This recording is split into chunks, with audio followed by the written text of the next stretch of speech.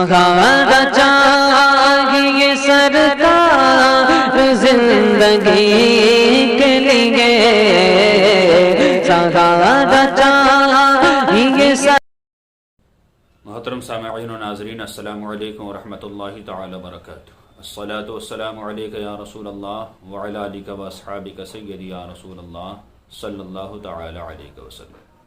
محترم حضرات، ایک چھوٹے سے جانور کے بارے میں آپ نے سنا ہوگا جسے اردو میں گوہ کہتے ہیں، اور عام طور پر عوام کی جو بھاشا ہے اس میں گوئے کہتے ہیں۔ تو سائل نے سوال کیا کہ حضرت یہ گوئے کھانا جائز ہے یا نہیں؟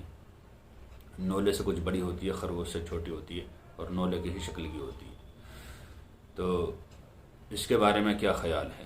کیونکہ جنگلوں میں دیکھا ہے ہم نے کہ جو خانہ بدوش ہوتے ہیں، کنجر حضرات، وہ اسے پکڑتے ہیں اور بھون کر کھا لیتے ہیں۔ اس کے بارے میں شریعت کا کیا حکم ہے؟ دیکھیے حضرات، اللہ کے نبی صلی اللہ تعالی علیہ وسلم نے ارشاد فرمایا، حدیث شریف میں آتا ہے، ابو داؤد شریف کی حدیث شریف ہے، ان رسول اللہ صلی اللہ تعالی علیہ وسلم نہا ان اکل لحم الضب۔ ضب گوہ کو کہتے ہیں، یعنی حضور صلی اللہ تعالی علیہ وسلم نے گوہ کا گوشت کھانے سے منع فرمایا۔